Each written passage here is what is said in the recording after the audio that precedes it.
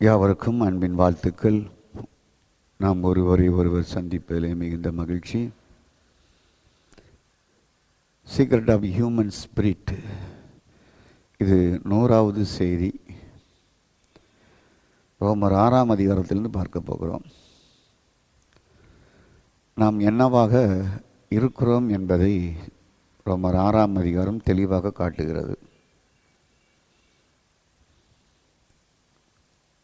கிருபை பெருகும்படி பாவத்தில் நிலை நிற்கலாமா? மன்னிக்கிறார் என்பதற்காக கிருபையின் தேவன் வானத்திற்கும் பூமிக்கும் கிழக்குக்கும் மேற்குக்கும் வடக்குக்கும் தெற்குக்கும் நம்முடைய அக்கிரமம் எல்லாவற்றையும் மன்னிக்கிறார் என்பதற்காக தொடர்ந்து பாவம் செய்யலாமா? அது முடியாது. பாவத்துக்கு மரித்த நாம் இனி அந்த பாவத்தில் எப்படி வாழ்வோம்? பிழைப்போம் என்றால் வாழ்வோம். 6:2 ரோமர். பாவத்துக்கு நீ செத்துட்ட. You are a dead body. நீ எப்படி பாவத்திற்கு போய் பாவத்திற்காக நீ வாழ முடியும் என்ற ஒரு கேள்வி கேட்கிறது. நாம் என்னவாக இருக்கிறோம் என்று 3ஆம் வசனம் சொல்கிறது. நாம் அனைவரும் அவருடைய மரணத்திற்குள்ளாக, இயேசுவின் மரணத்திற்குள்ளாக ஞானஸ்தானம் பெற்றிருக்கிறோம். அறியாமல் இருக்கிறீர்களா? அவருக்குள்ளே ஞானஸ்தானம் பெற்றிருக்கிறோமா? என்னைக்கு நம்ம பெற்றோம்? எப்பொழுது பெற்றோம்? ஒரு ஆச்சரியமான ஒரு வசனமாக இருக்குது. அவருக்குள்ளாக நாம்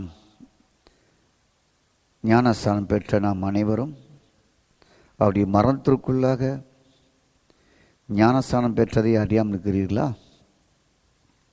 இயேசுக்குள்ளாக ஞானஸ்தானம் பெற்ற நாம் அவருடைய மரணத்திற்குள்ளாக ஞானஸ்தானம் பெற்றதை அறியாமல் இருக்கிறீர்களா என்ற 2 கொஸ்டின் வருகிறது. இயேசுக்குள்ளாகவும் ஞானஸ்தானம் பெற்றுக்கிறோமா? அவருடைய மரணத்திற்குள்ளாகவும் ஞானஸ்தானம் பெற்றிருக்கிறோமா? இந்த அதிகாரத்தை நான் இப்போ பிரசங்கம் பண்ணலை. நான் ஹியூமன் ஸ்பிரிட்டை பற்றி தான் பேசணும். இந்த 1ஆம் வசனம் 2ஆம் வசனம் பேசணும், அது தனி சப்ஜெக்டாக மாறிடும். அதற்கு இப்போ நமக்கு சமயம் இல்லை. பிதாவின் மகிமையினாலே கிறிஸ்து மரித்தொழுந்து எழுப்பப்பட்டது போல புதிதும் ஜீவனுமாய் நாமும் புதிதும் ஜீவனுமாய் நடந்து கொள்வதற்கு அவருடைய மரணத்திற்குள்ளும் ஞானஸ்நாலே கிறிஸ்துவனுடைய அடக்கம் பண்ணப்பட்டோம். அவருடைய மரணத்தின் சாயில் நாம் இணைக்கப்பட்டவர்களானால் அவருடைய உயிர்த்தலின் சாயில் இணைக்கப்பட்டிருப்போம். நாம் இனி பாவத்துக்கு ஊழியம் செய்யாதபடி பாவசரம் ஒளிந்து போகும் பொருட்டாக நம்முடைய பழைய மனுஷன் அவரோடு சில் அறையப்பட்டான் என்று அறிந்திருக்கிறோம். மரித்தவன் பாவத்துக்கு நீங்களாகி விடுதலையாக்கப்பட்டு இருக்கிறானே. நம்முடைய வாழ்க்கையை மரித்த பகுதியாக இந்த வேதம் நமக்கு காட்டுகிறது. சிலுவையில் அறையப்பட்ட பகுதியாக, அவரோடு கூட அடக்கம் பண்ணப்பட்ட பகுதியாக, அவரோடு சிலுவையில் அறையப்பட்ட பகுதியாகவும், அவரோடு எழுந்தவர்களாகவும் வேதம் நமக்கு தெளிவாக காட்டுகிறது. இப்பொழுது மரண சாயலிலும் நான் இணைக்கப்பட்டோம். இப்பொழுது உயிர்த்தலின் சாயலிலும் நான் இணைக்கப்பட்டு இருக்கிறோம். என்ன வேதம் சொல்லுதோ அப்படியே நம்ம ரியலாக நம்பணும். நான் மரணத்தின் சாயலில் இணைக்கப்பட்டிருந்தேன். இப்பொழுது நான் உயிர்த்தலின் சாயலிலும் நான் இணைக்கப்பட்டு இருக்கிறேன். எந்த சாயலில் நான் இணைக்கப்பட்டு இருக்கிறேன், என்னுடைய கனெக்ஷன் என்ன என்பது நமக்கு தெரியணும். தெரிஞ்சால் தான் வாழ முடியும். கர்த்தருக்கு ஸ்தோத்திரம். எதற்காக? இனி பாவத்திற்கு பணிவிடை செய்யாமல், அதுக்கு போய் சர்வண்டாராமல், அதுக்கு வேலைக்காரனாயிராமல், பாவ சரீரம் ஒளிந்து போகும் பொருட்டு, இந்த பாவ சரீரம் செயல் இழந்து போகும் பொருட்டு நம்முடைய பழைய மனுஷன் அவரோடு சில்லறையப்பட்டு இருக்கிறான். எப்போ? அவரோட என்னைக்கு? 2020 வருஷத்துக்கு முன்னால், ஒரு 15 வருஷத்துக்கு முன்னால் அவரோடு சில்லறையப்பட்டு இருக்கிறான். நீங்கள் பிறக்கவே இல்லை. இதை சொல்கிற பவுலும் அன்னைக்கு அங்கே இல்லை. இயேசு மரிக்கும்பொழுது அவரும் இல்லை அந்த இடத்துல. ஆகவே இப்போ உங்களை என்ன வேதம் எப்படி வேதத்தில் உங்களை எப்படி சொல்லப்பட்டிருக்கு என்றால், நீங்கள் மரித்தவர்கள், பாவத்துக்கு நீங்களாக்கி விடுதலைப்பட்டு இருக்கிறானே. மரித்தவன் பாவத்துக்கு நீங்களாக்கி விடுதலைப்பட்டு இருக்கிறானே. கர்த்தருக்கு ஸ்தோத்திரம். மரித்து விட்டால் என்ன செய்ய முடியாது? ஒன்றுமே செய்ய முடியாது. ஐம்புலன்களும் செயல்படாது. அமைதி. எல்லாம் சுற்றி கண்ணீர் விட்டு அழுது கூப்பாடு போட்டாலும் டெட் பாடியானவர் அமைதியாகிடுவார். ஸ்தோத்திரம். என்ன கூப்பிட்டாலும் காது கேட்காது, என்ன அழுதாலும் காது கேட்காது, அல்லது என்ன படுபாவி நீ செத்தியடா நல்லதுறான்னு சொன்னாலும், அக்கிரமக்காரனேன்னு சொன்னாலும் காது கேட்காது. சைலண்ட் ஆயிடுறாரு. ஐம்புலன்களும் டெத் ஆயிடுது. இப்போது அவருக்கு நினைவு எண்ணம் எதுவுமே இல்லை. பிழைக்க மாட்டான் என்று முடிவு பண்ணிடுறாங்க. முடிஞ்சது, இனி அவர் பிழைக்க மாட்டார் என்கிறத முடிவு பண்ணியாச்சு. அப்போ நீங்கள் வாழுகிறீர்கள் அப்படி என்றால் என்ன? நினைவு வேலை செய்கிறது, எண்ணம் வேலை செய்கிறது, புத்தி வேலை செய்கிறது, உணர்வு வேலை செய்கிறது, உணர்ச்சி வேலை செய்கிறது, ஐம்புலன்களும் வேலை செய்கிறது. ஸ்தோத்திரம். அப்போது வாழ்கிறேன் என்று சொல்லுகிறவர்கள் ஐம்புலன்களின்படி வாழ முடியும். ரொம்ப சிம்பிள். செத்துட்டேங்கிறவர்கள் வாழ முடியாது. கர்த்தருக்கு ஸ்தோத்திரம்.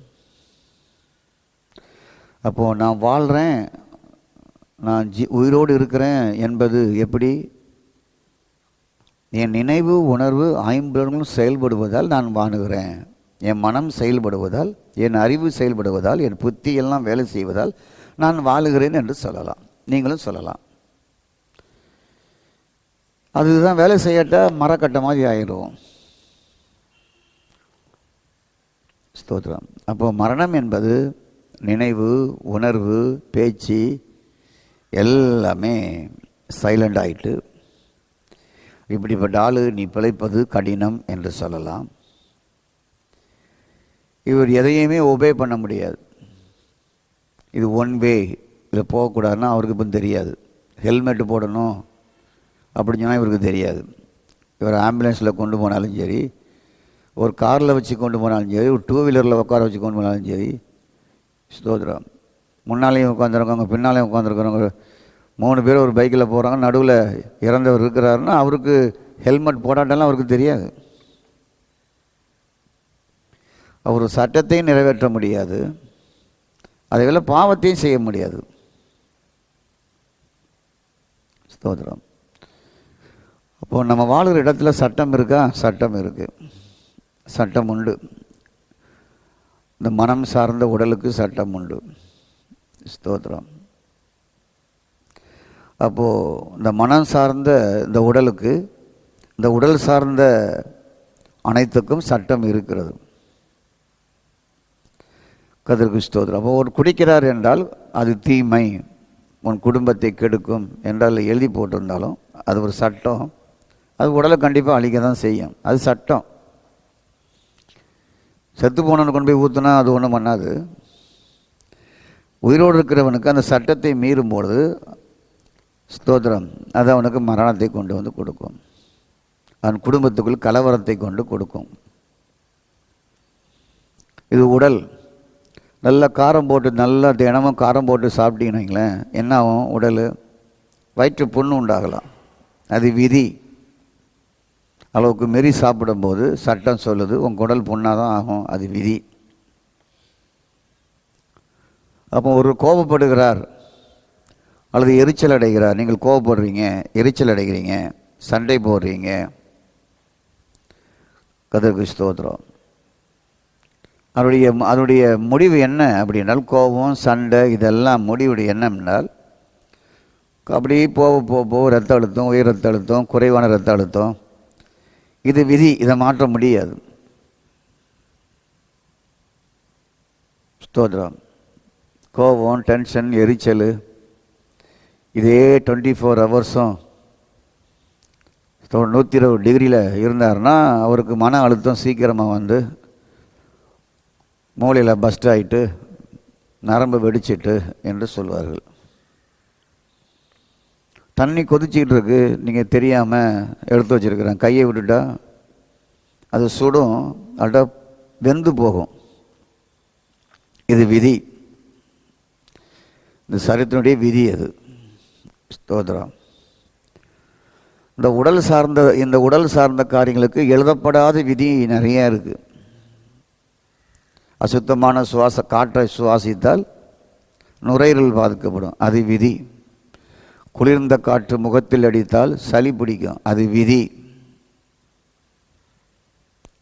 இரவில் அதிகத்திற்கு அளவாக தண்ணி குடித்தோம்னா எலும்பி பல முறை பாத்ரூம் போக வேண்டி வரும், அது விதி. இரவான தூக்கம் வரும், அது விதி. கர்த்தருக்கு ஸ்தோத்திரம். அப்போது வண்டியில் போகும்போதோ நடந்து போகும்போதோ விபத்து ஏற்பட்டால் காயம் ஏற்படும், மரணம் ஏற்படும், அது விதி.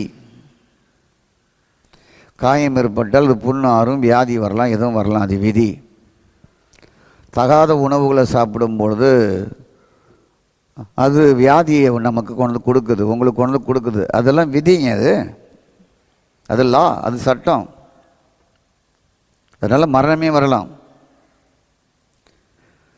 அப்போது இந்த சரீரத்திற்கு யாரும் கற்றுக் கொடுக்காத காண முடியாத சட்டம் விதி இந்த இயற்கையில் இருக்குது.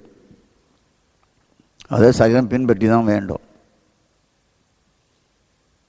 இந்த விதியெல்லாம் யாரும் கற்றுக் கொடுக்காட்டாலும் பீட்சா பர்கரு அதுக்குன்னு ஒரு சட்ட புஸ்தகம் எழுதி அதெல்லாம் ஒன்றும் கொடுக்கல. அது இயற்கையின் விதி. ஒரு ஆளுக்கு ஒரு நன்மையாக இருக்கலாம், இன்னொரு ஆளுக்கு தீமையாக இருக்கலாம். கர்த்தருக்கு ஸ்தோத்திரம். ஊட்டி சைடில் உள்ளவங்கெல்லாம் மட்டன் சிக்கன் நிறையா சாப்பிடுவாங்க, முத்தின கறியும் சாப்பிடுவாங்க, உருளைக்கிழங்கு நிறையா சேர்ப்பாங்க. அது இங்கே கீழே இங்கே சேர்க்க முடியாது. ஏன்னா அவங்க மலையெல்லாம் ஏறுவாங்க. ஒவ்வொரு நாளும் மேலே ஏறி கீழே இறங்கி அந்த குளிருக்கு அவங்களுக்கு ஹீட்டுக்கு அது தேவை, அது உடலுக்கு ஒத்துக்கொள்ளும். அவங்க வெஜிடேபிளை மட்டும் அங்கே சாப்பிட்டுட்டு இருந்தாங்கன்னா உடலுடைய விதி மாறி போயிடும், சட்டம் மாறி போயிடும். கீழே உள்ளவங்க அங்கே உள்ளவங்க சாப்பிட்றாங்க என்பதற்காக இங்கே கொண்டு வந்து அந்த உணவை நான் தினமும் மட்டன் சாப்பிடுவேன், சிக்கன் சாப்பிடுவேன், உருளைக்கிழங்கு நல்லா அவிச்சு சாப்பிடுவேன்னா கதை மாறிடும். இயற்கையில் சொல்லக்கூடாத பல ஆயிரம் விதிகள் இந்த சரித்திற்கு. அதை நீங்கள் தெரிஞ்சாலும் தெரியாட்டாலும் அதை பின்பற்றி தான் ஆக வேண்டும். கர்த்தருக்கு ஸ்தோத்திரம். உங்களுக்கு 2 வாழ்க்கை இருக்கிறது. ஒன்று இந்த சரீரத்தின் வாழ்க்கை, மற்றொன்று கடவுளுக்காக வாழ்கிற வாழ்க்கை. இந்த 2 வாழ்க்கை இருக்கிறது. இந்த உடல் வாழ்க்கை, இந்த உலக வாழ்க்கை, இந்த சரீரத்திற்கு நாட்டில் சட்டம், நிதி சட்டம், நீதி சட்டம், காவல் சட்டம், கிராம சட்டம், பஞ்சாயத்து சட்டம், எல்லா சட்டமும் இருக்குது. உலக இயல்பு வாழ்க்கையில் இந்த சரீரத்திற்கு நாட்டில் வீட்டில் எல்லாத்துலேயும் நிறைய சட்டம் இருக்குது. அந்த சட்டத்தெல்லாம் இது ஒபே பண்ண வேண்டும். அப்போது உங்களுக்கு 2 வாழ்க்கை இருக்குது. இன்னொரு வாழ்க்கை தேவனை பின்பற்றுகிற வாழ்க்கை. அந்த தேவனை பின்பற்றுகிற வாழ்க்கை பின்பற்றி செல்லும்பொழுது ஸ்தோத்திரம், அதற்கு பிரமாணம் இருக்குது, அதுக்கு சட்டம் இருக்குது, அதுக்கு லா இருக்குது, அதுக்கு ஜீவ ஆவியின் பிரமாணம் இருக்குது, உயிருள்ள பிரமாணம் இருக்குது. ஜீவ ஆவியின் பிரமாணம் ரோமர் 8:2 சொல்கிறது. ஜீவ ஆவியின் பிரமாணம் இந்த உள்ளான மனுஷனுக்கு இருக்குது. கடவுளுக்காக வாழ்கிற மனுஷனுக்கு இருக்குது, பிரமாணம் இருக்குது, சட்டம் இருக்குது, எல்லாம் இருக்குது, எல்லா லாவும் இருக்குது அவனுக்கு. கடவுளை பின்பற்றவர்களுக்கு சரீரத்திற்கு எப்படி இருக்கோ அதே மாதிரி இருக்குது. இந்த சரீரத்தை பின்பற்ற வேண்டியவனுக்கு சட்டம் பல அறிந்தும் அறியாமல், புரிந்தும் புரியாமல், சொல்லியும் சொல்லாமல் இருக்கிறத மீறும்பொழுது சரீரம் பாதிக்கப்படுது, மரணம் வருது. கடவுளை பின்பற்றுகிற இன்னொரு வாழ்க்கை உள்ளான மனுஷன், உங்கள் ஆத்துமா, உங்கள் ஆவி அதை பின்பற்றுகிறது. அதற்கு ஒரு ஆவியின் ஜீவன் பிரமாணம் இருக்குது, சட்டம் இருக்குது, லா இருக்குது, லைஃப் லா இருக்குது. அதை விதி மீறும்பொழுது அது மரணம் அடையும், அது பாதிக்கப்படும், கடவுளை உறவு இழந்து போயிருவீங்க. ஸ்தோத்திரம். அப்போ உலக வாழ்வின் சட்டத்தை நாம் எப்படி நிறைவேற்றுகிறோம்? நினைவு வழியாக, உணர்வு வழியாக, மனம் வழியாக, பார்வை வழியாக நாம் இதை செயல்படுத்துகிறோம். செயல்படாவிட்டால் அப்படிப்பட்டவர்களுக்கு தண்டனை உண்டு, அல்டா மரணம் உண்டு. ஸ்தோத்திரம். நல்ல ஃபீவரு, போய் தண்ணியில் பச்சை தண்ணியில் போய் குளித்தா ஜன்னி பிடிக்கும், மரணம் வரும். தகாதெல்லாம் சாப்பிட்றோம், கொலஸ்ட்ரால் கூடும், அது நிமித்தம் மரணம் வரலாம். எப்பவும் அழுத்தத்தோடு இருப்பாள் என்றால் மன அழுத்தம் ஒரு நாள் பஸ்ட் ஆகிரும், வாழ்க்கை போயிடலாம். ஸ்தோத்திரம். அப்போ உலக வாழ்வினுடைய சட்டத்தை எப்படி நிறைவேற்றீங்களா? உணர்வு வழியாக, நினைவு வழியாக, மனம் வழியாக. அது சரியாக நம்ம செயல்படுத்தாட்டா கொஞ்ச காலம் வாழ்ந்துட்டு போய் சேர்ந்துடும். சீக்கிரமாக பெட்டி கட்ட வேண்டியதான்.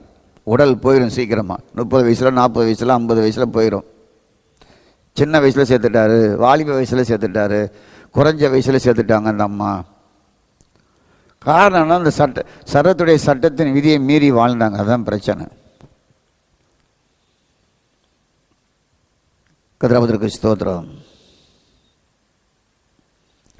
நான் ஒரு முறை திண்டிவனத்தில் இருக்கும் பொழுது ஊழியம் செய்யும் பொழுது ஒரு 6 வருஷம் ஊழியம் செஞ்சேன். அசம்சா கார்டில் பெனாரையை போய் பார்க்கணுன்னு எனக்கு ஒரு ஆசை. போய் பார்த்துருவோமே திண்டிவனம் பெனாரை எப்படி இருக்குது அப்படின்னு சொல்லி பைக் எடுத்துகிட்டு போய் நேராக பெனாரைக்கு போகலாம். இப்போ நான் இருக்கிற ஏரியாவில் வந்து எப்படின்னா எல்லாமே குளிர் ஊட்டின அந்த அறையில் வைத்திருக்காங்க, யாரும் பார்க்க முடியாது. அது அரசாங்க பெனாரை. ஒரு திண்டு கட்டியிருந்து இறந்தவன அதை படுக்க போட்டிருந்தது. நல்ல சட்டை இல்லாமல் அன்றாய்டோட படுத்து கிடக்கிறார். நல்ல மீசெல்லாம் வச்சு முகம் முழுவதும் ஈ முச்சிக்கிட்டு இருக்கு. அது வச்சு எவ்வளோ நேரம் ஆகுதுன்னு தெரில. கொஞ்ச நேரம் அதோட பேசினேன். நீ யார் பெற்ற மகனோ இப்படி கிடக்குறிய, உன் மூஞ்செல்லாம் ஈ மொய்யுது, இப்போ யார் அதை விரட்ட போகிறா, உனக்கே நீ உதவி செய்யாமல் கிடக்குறியப்பா என்று அதை கொஞ்சம் பார்த்து பேசிட்டு வந்தேன் நான். இன்னும் ஒரு முறை போகும்போது ஒரு லைப்ரரியில் என்னை கொண்டு போயிட்டான் ஸ்கூலில். அதில் போனால் ஒரு எலும்பு கூடு தொங்குது. அப்போ அந்த எலும்பு கூட கொஞ்சம் பார்த்து பேசணும். நீ யார் பெற்ற மகனோ பெற்ற மகளோ இங்கே வந்து தொங்குறிய, நீ ஒழுங்காக செத்துருந்தா உன்னை அடக்கம் பண்ணியிருப்பாங்களே, நீ எப்படி செத்தியோ தெரியலையே, நீ யாருக்கு பிறந்தியோ, எந்த வம்சத்தில் பிறந்தியோ, எங்கே பிறந்தியோ தெரியலையாப்பா, இங்கே வந்து செத்து உனக்கு விமோச்சனம் இல்லையாப்பா, கூண்டுக்குள்ளேயே தொங்கிட்டு கிடக்கிறிய பல வருஷமா அப்படின்னு சொல்லி அதை கொஞ்சம் பார்த்து பேசினேன். அதை பேசி எனக்கு 32 வருஷம் ஆகுது அதை பார்த்து பேசி. கதிருக்கு ஸ்தோத்திரம். அப்போது செத்தனுடைய முகத்தில் அமர்ந்திருக்கிறது, ஓட்ட முடியல. ஏன்? உணர்வு வேலை செய்யலை, மனம் வேலை செய்யலை, எண்ணம் வேலை செய்யலை, புத்தி வேலை செய்யலை, அறிவு வேலை செய்யலை. அப்போ நினைவு வேலை செய்யலை. அந்த பூச்சி கடித்தாலும் அமர்ந்திருந்தாலும் ஒன்றும் தெரியல. கதிருக்கு ஸ்தோத்திரம். நீங்கள் தேவனுக்காக வாழ்கிற வாழ்க்கை, இன்னொரு வாழ்க்கை உங்களுக்கு இருக்குது. அந்த வாழ்க்கை பெற்றவர்கள் அந்த வாழ்க்கையை பார்க்க முடியுமா, காண முடியுமா? அது கண்ணுக்கு தெரியாது.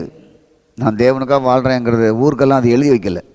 நெத்தியில் எழுதி வச்சு இவர் தேவனுக்காக வாழ்கிறவர் என்ற ஒரு பட்டயம் போட்டு கட்டி வைக்கல, நெஞ்சில் தொங்க விடலை, இதயத்தில் தொங்க விடலை. இவர் தேவனுக்காய் வாழ்கிற வாழ்க்கை பெற்றவர், வாழ்கிறவர் என்று யாரும் அறிய முடியாது, காண முடியாது. ஆனால் சட்டம் இருக்கிறது. கர்த்தருக்கு ஸ்தோத்திரம். அந்த சட்டத்தை எப்படி நாம் உணர்வு வழியாக, அறிவு வழியாக, புத்தி வழியாக செயல்படுத்துகிறோமா இல்லை என்பதை பொறுத்தான் வாழ்க்கை இருக்கிறது. நான் சொல்வதெல்லாம் ஒரு சீக்ரெட் சப்ஜெக்ட். ஸ்தோத்திரம். ஆவியின் ஜீவ ஆவியின் பிரமாணம் என்ற ஒரு சட்டம் இருக்குது. அதை நீங்கள் ஃபாலோ பண்ணுறீங்களா இல்லையா என்பதன் முக்கியம். அதை ஃபாலோ பண்ணுவது எப்படி? உங்களுடைய உணர்வு, எண்ணம், மனம், அறிவு, புத்தி இதை தான் கர்த்தர் கொடுத்துருக்கிறார். இதை கொண்டு தான் அதை ஃபாலோ பண்ண முடியும், இல்லாட்டா ஃபாலோ பண்ண முடியாது. அப்போ சட்டத்தை நிறைவேற்றலாம், சட்டத்தை நிறைவேற்றாமல் போகலாம். மாமிசத்தின் சட்டத்தை நிறைவேற்றலாம், நிறைவேற்றாமல் போகலாம். நிறைவேற்றாமல் போகனால் 30-40 பிடிச்சிட்டு போயிடும், அது பாட்டில் கொண்டு போயிடும், மரணம் கொண்டு போயிடும். ஸ்தோத்திரம். ரோமர் 8:2 கிறிஸ்து இயேசுவினாலே ஜீவனுடைய ஆவியின் பிரமாணம், ஆவியின் பிரமாணம் என்னை பாவ மரணம் என்பவர்களின் பிரமாணத்திலிருந்து விடுதலையாக்கிட்டே. கிறிஸ்துவின் ஜீவன் உடைய ஆவியின் பிரமாணம், கிறிஸ்துவினாலே ஜீவனுடைய ஆவியின் பிரமாணம் பாவ பிரமாணத்திலிருந்து விடுதலையாக்கிட்டு. ஒரு பிரமாணம் இன்னொரு பிரமாணத்தில் விடுதலையாக்குறது. இதற்கு கிறிஸ்துவின் ஜீவ ஆவியின் பிரமாணம், ஜீவனுடைய ஆவியின் பிரமாணம், பாவ பிரமாணம். இதெல்லாமே கண்ணுக்கு தெரியாமல் செயல்படுகிற பிரமாணம். பாவ பிரமாணம் எங்கள் சட்டம் போட்டிருக்கா? ஒன்றும் போடலை. இதெல்லாம் சாப்பிட்டா உனக்கு பனிஷ்மெண்ட் போடப்பட்டிருக்கா? நீ அளவுக்கு அதிகமாக நீ கொழுப்பை சாப்பிட்டால் உனக்கு தண்டனைன்னு சட்டம் எழுதி வச்சிருக்கேன். இல்லை. ஸ்தோத்திரம். பாவ மரணம் என்ற ஒரு பிரமாணம் இருக்கிறது. கிறிஸ்துவினாலே ஜீவனுடைய ஆவியின் பிரமாணம் இருக்கு. இந்த பிரமாணம் பாவ பிரமாணத்திலிருந்து விடுவிக்கிறது. ஸ்தோத்திரம். மாமிசத்தினாலே பலவீனமாக இருந்த நியாய பிரமாணம். மனிதன் மாமிசமாக இருக்கிறான், ஆனால் மதங்களின் சட்டங்களை நிறைவேற்ற முடியவில்லை. எந்த மதத்துடைய சட்டத்தை நிறைவேற்ற முடியாது மனிதன் மாமிசமாக இருக்கிறதுனால. அது எந்த உலகத்தில் 16 முக்கிய மதங்கள் இருக்கிறது. நம்ம நாட்டில் இந்து மதம் இருக்கிறது, ஒரு புத்த மதம் இருக்குது, சீக்கிய மதம் இருக்குது, ஜைன மதம் இருக்குது, இஸ்லாம் மதம் இருக்குது, கிறிஸ்தவ மதம் இருக்குது. ஸ்தோத்திரம். ஆகவே மாமிசமான மனிதன் அந்த அந்த மதங்கள் இருக்கிற பிரமாணத்தினால் நிறைவேற்ற முடியாது. இவன் மாமிசமாக இருக்கிறான், திடீர்னு குடிக்கன்னு விரும்புகிறான், திடீர்னு ஸ்மோக் பண்ண விரும்புகிறான், திடீர்னு இப்படி கையை நீட்டி அநியாயமாக பணத்தை வாங்க விரும்புகிறான். ஆனால் இவன் பக்தியாக இருக்கிறான், கடவுள் மேலே பக்தியாக இருக்கிறான். ஏதோ ஒரு கடவுளை, ஒரு தெய்வத்தை, ஒரு ஆலயத்தில் போய் கும்பிட்றான். ஆனால் எல்லா பாவத்தையும் சேட்டைகளையும் பண்ணிக்கிட்டே இருக்கிறான். அந்த அந்த மத வழிபாடில் இருக்கிற பிரமாணங்களையோ சட்டங்களையோ மத புத்தகங்களையோ நல்ல கொள்கைகளை அவனால் பின்பற்ற முடியல. மதங்களிலே நல்ல கருத்துள்ள புஸ்தகங்கள் இருக்கிறது, பிரமாணங்கள் இருக்கிறது, நிதி நெறிமுறைகள் இருக்கிறது. ஆனால் மனிதனால் பின்பற்ற முடியலையே. ஆகவே மனிதனால் பின்பற்ற முடியாதனாலே, மாமிசத்தினாலே மனிதன் மதத்தினுடைய கட்டளைகள் பின்பற்ற முடியினாலே தேவனே அதை செய்யும்படி அவர் பிளான் பண்ண. உன்னால் முடியலப்பா, நான் செய்கிறேன். தேவனை செய்யும்படி. உன்னால் அந்த சட்டத்தை நிறைவேற்ற முடியல, நான் நிறைவேற்றுறேன், வா. எந்தெந்த மதத்துக்குள் இருக்கிற நீ இருக்கிறாயோ அந்த மத கொள்கையை உன்னால் பின்பற்ற முடியவில்லையோ, உன்னால் முடியல, நான் வந்து நிறைவேற்றேன்னு சொல்லி அவரை செய்யும்படி. ஸ்தோத்திரம். தம்முடைய குமாரனை பாவ மாமிச சாயலாக மாறினார். எந்த மாமிசமாக இருக்கிற மனிதனால் முடியாதோ அதே பாவ மாமிச சாயலாக இறைவன் இந்த உலகத்தில் வந்து பிறந்தார். ஸ்தோத்திரம். ஆகவே பாவத்தை போக்கும் பலியாக மாமிசத்தை பாவத்தை ஆக்கணைக்குள் தீர்த்தார். மாமிசத்தின்படி நடவாமல் ஆவின்படி நடக்கிற நம்மிடத்தில் நியாயப்பிரமாணத்தை நீதியை நிறைவேற்றும்படி இப்படி செய்தார். ஸ்தோத்திரம். அன்றையும் மாமிசத்தின்படி நடக்கிறவர்கள் மாமிசத்துக்குள்ளே சிந்திக்கிறார்கள், ஆவின்படி நடக்கிறவர்கள் ஆவிக்குரிய சிந்திக்கிறார்கள். மாமிச சிந்தை மரணம். சட்டத்தை நிறைவேற்றாமல் போகனால் என்னவென்றால் மாமிச சிந்தை மரணம். முடிஞ்சிருது. மாமிசத்தின்படி நடக்கிறவர்கள். மதங்களில் சட்டம் இருக்கு, எல்லா மதங்களிலும் நல்ல கருத்துக்கள் இருக்கு. ஒரு ஆலயத்துக்கு எப்படி வரணும்னு கருத்து இருக்கு, ஒரு பிரார்த்தனை எப்படி பண்ணணும் சட்டம் இருக்கு, எப்படி நோன்பு இருக்கணும்னு சட்டம் இருக்கு, எல்லாமே இருக்கு. எல்லா மதங்களிலும் இருக்குல்ல. மதங்கள் எதுக்கு வந்து திருத்த தானே வந்தது. எல்லா சட்டம் இருந்தாலும் மனிதன் மாமிசத்தின்படி நடக்கிறான், மாமிசத்துக்குரியவளை சிந்திக்கிறான். இந்த மாமிச வாழ்வுக்கு உடலுக்கு சட்டம் இருக்கிறது. Praise God. இந்த உடலுக்கு வெளியே மாமிசத்தின்படி வாழுகிறான், மாமிசத்தின்படி ஜீவிக்கிறான். எந்த மதத்தில் உள்ளவனும் மாமிசத்தின்படி வாழுகிறான், மாமிசத்தின்படி சிந்திக்கிறான், மாமிசத்தின்படி செயல்படுகிறான். ஆக இப்படி செயல்படுறதுனால நாட்டில் நிதித்துறையில், காவல்துறையில், எல்லா துறையிலுமே சட்டம் இருக்கு இவனுக்கு தண்டிப்பதற்கு. ஐயா, நான் இந்த கோயிலுக்கு போகிறேன், இந்த சர்ச்சுக்கு போகிறேன், நான் வேளாங்கண்ணிக்கு போகிறேன், நான் வந்து இமயமலை கோயிலுக்கு போகிறேன், அதெல்லாம் இந்த கதை நடக்காது. நீ தப்பு பண்ணியா, மாமிசத்தின்படி நடந்தாயா, மாமிசத்தின்படி வாழ்ந்தாயா, வா. தப்பு பண்ணியா, திருடுனியா, கொலை செஞ்சியா, கற்பழித்தாயா, குடிச்சியா, வெறிச்சியா, ரவுடித்தனம் பண்ணியா, போக்கிரித்தனம் பண்ணியா, உனக்கு சட்டம் இருக்குவா, உள்ள போ. அவன் எந்த மதம் பார்த்தாலும் உள்ள போய் தான் ஆகணும். ஆகவே மாமிசத்துக்களை சிந்திக்கிறார்கள். மாமிச வாழ்வுக்கு என்ன இருக்கு? மாமிச உடலுக்கு சட்டம் இருக்கிறது. இந்த மாமிசத்தின் உடலுக்கு வெளியே சட்டம் இருக்கிறது. மதத்திலும் அரசாங்கத்திலேயும் சட்டம் இருக்கிறது. அப்படித்தானே? அப்போ தேவனை பின்பற்றவர்களுக்கு பிரைஸ் காட் ஸ்தோத்திரமடாவதாக உடலுக்கு சட்டம், உடலுக்கு புறம்பேயும் சட்டம் இருக்கிறது. தேவனை பின்பற்றினாலும் உடலுக்கும் சட்டம் இருக்கிறது, உடலுக்கு புறம்பேயும் சட்டம் இருக்கிறது. அப்போ தேவனை பின்பற்றவர்களுக்கு சட்டம் இருக்கிறது. ஆவியில் எளிமை உள்ளவர்கள் பாக்கியவான்கள்,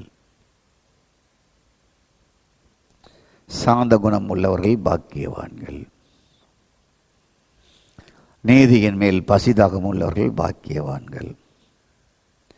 இரக்கமுடையவர்கள் பாக்கியவான்கள். நீதி நிமித்தம் துன்பப்படுகிறவர்கள் பாக்கியவான்கள். சாந்த குணம் உள்ளவர்கள் பாக்கியவான்கள். இப்படி சட்டம் புதிய ஏற்பாட்டில் மத்தேயு 5, 6, 7 கடவுளை பின்பற்றுறவனுக்கு சட்டம் இருக்கு. அவர் ஒரு பெண்ணை ஆசையோடு பார்ப்பதெல்லாம் தண்டனை, அது உடலுக்குரியது. உடலுக்கு பல ஆயிரம் சட்டங்கள் வேதத்திலே சொல்லப்பட்டிருக்கு. ஸ்திரியை விருப்பத்தோடு துர் ஆசையோடு கெட்ட ஆசையோடு பார்க்கிறவன்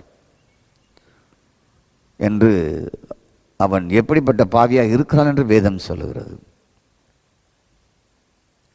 தாய் தகப்பனை கனம் பண்ணாவிட்டால் அதற்கு சட்டம் இருக்கிறது. சரத்தில் குடிக்கும் பொழுது வெறிக்கும் பொழுது சட்டம் இருக்கிறது. களியாட்டம், விபச்சாரம், பொய், புரட்டு இதெல்லாம் சரத்துக்கு வெளியே இருக்கிறது. ஆவியின் மனிதனுக்கு உள்ளேயும் வெளியேயும் சட்டம் இருக்கிறது. உள்ளுக்கும் சட்டம் இருக்கு. வெளி உலகத்துள்ள மனிதனுக்கு என்ன சட்டம் இருக்கோ அதே சட்டம் ஆவிக்குரிய மனிதனுக்கும் இருக்கிறது. ஓகே, அப்போ பூமிக்கு உப்பாக இருப்பது, உலகத்துக்கு வெளிச்சமாக இருப்பது, சகோதரனை நியாயம் இல்லாமல் கோபிக்காமல் இருப்பது, நியாயம் இருந்தாலும் கோபிக்காமல் இருப்பது, மனைவியை தள்ளிவிடாமல் இருப்பது, தள்ளி விடுவது, பொய் ஆணை இடுவது, பொய் ஆணை இடாமல் இருப்பது, தீமையோடு எதிர்த்து நிற்பது, பகைப்பது, இதெல்லாம் சரத்திற்கு வெளியே இருக்கிற காரியங்கள். அதே வேளை உள்ளே இருக்கிற காரியங்களும் இருக்கிறது. உங்களுக்கு வெளியேயும் சட்டம் இருக்குது. கடவுளை பின்பற்றுகிற உங்களுக்கு உள்ளுக்குள்ளுக்கும் சட்டம் இருக்குது. அதுக்கு ஜீவ ஆவியின் பிரமாணம் என்ற ஒரு சட்டத்தை கடவுள் வச்சிருக்கிறார். அதை பற்றி கொஞ்ச நாள் பார்க்க போகிறோம். உலகத்தின் சட்டம் எழுத்து வடிவில் இருக்கிறது. அந்த சரீரத்துக்கு அது தண்டனையாக வருகிறது. சரீரத்தில் அதை காண முடியும். ஆவியின் சட்டம் என்பது ஜீவனுடைய ஆவியின் சட்டமாக இருக்கிறது. எழுத்து வடிவில் தேவனுடைய வார்த்தையிலும் அது இருக்கிறது. இவை இல்லாமல் ஆவியின் மனிதன் கை கொள்ளக்கூடிய ஆவியின் சட்டமாகவும் அது இருக்கிறது. அந்த சட்டம் எழுத்திலேயே இருக்கு, வேதத்தில் எழுதப்பட்டு இருக்கிறது. உலக சட்டம் இந்த மனதை சார்ந்தது. தேவ சட்டம் எல்லாம் ஆவியை சார்ந்தது. அந்த ஆவியின் சட்டம் தான் இந்த வேதாகமம். இது உள் மனுஷனுக்கு. உலக சட்டம் உங்கள் சரீர மனிதனுக்கு. இந்த 2 சட்டம் உங்களுக்கு இருக்கு. தொடர்ந்து நம்ம பார்ப்போம். நல்ல ஆண்டவரே, உம்மை துதிக்கிறோம். இந்த 30 நிமிட செய்தியில் ஒரு மனிதனுக்கு உள்ளேயும் சட்டம், வெளியேயும் சட்டம். வெளியே தண்டிக்கிற சட்டம், உள்ளே ஜீவாவியின் சட்டம். ஒரு கடவுளுடைய பிள்ளை, தேவனை பின்பற்றுகிறவர்கள் இந்த உள்ளான சட்டத்தை ஒபை பண்ண வேண்டும். அதே வேளையிலே 2 வாழ்க்கை, வெளி உலக வாழ்க்கை, அதற்கும் சட்டத்தை ஒபே பண்ண வேண்டும். இந்த செய்தியை முடிப்போடு பேசினீர், அதற்காக நன்றி. இந்த செய்தியுடைய ஆரம்பமே பாவத்துக்கு மரித்தவன் இனி பாவம் செய்யான் என்று நாங்கள் ஆரம்பித்தோம். ஆனால் இதை தொடர்ந்து வரும் நாட்களில் நாங்கள் பார்ப்பதற்கு எங்களுக்கு அனுக்கிரகத்தை பண்ணுங்க. இயேசுவின் நாமத்தில் பிதாவே, ஆமென். நன்றி, தேங்க்யூ. தொடர்ந்து நாம் இதை ஃபாலோ பண்ணுவோம், இதை பார்ப்போம். உங்கள் நண்பர்களுக்கு அனுப்பி வையுங்கள். கர்த்தருக்கு ஸ்தோத்திரம். நீங்களும் இதை சுவைத்து இதை கொஞ்சம் இன்னும் தியானிங்க. உங்களுக்கு உள்ளான வாழ்க்கைக்கும் சட்டம் இருக்குது, வெளியும் சட்டம் இருக்கிறது. அடுத்த நாளை நாம் பார்க்கறதுக்குள்ளே சில சட்டங்களை நீங்கள் கண்டுபிடிங்கள். உள்ளான மனுஷனுடைய சட்டங்கள் என்னென்ன என்பதை கண்டுபிடித்து அதை எழுதி வைங்கள். நான் அதை பிரசங்கிக்கிறேனா இல்லையா என்பதையும் பாருங்கள். ஆண்டு உங்களை ஆஸ்வதிப்பார். தேங்க்யூ. கர்த்தர் செய்ய நினைத்தது அது தடைபடாது. என் தேவன் என்னை ஆசீர்வதித்தால் தடுப்பதில்லை. என் கர்த்தர் செய்ய நினைத்தது அது தடைபடாது. என் தேவன் என்னை ஆசீர்வதித்தால் தடுப்பதில்லை. என் தேவனால் நான் உயர்வேன், என் தேவனால் நான் பெருகுவேன். என் தேவனால் நான் உயர்வேன், என் தேவனால் நான் பெருகுவேன். நிச்சயம் நடக்கும், நிச்சயம் நடக்கும். சுற்றி உள்ள கண்கள் அதை பார்க்கும், இனி சுற்றி உள்ள கண்கள் அதை பார்க்கும்.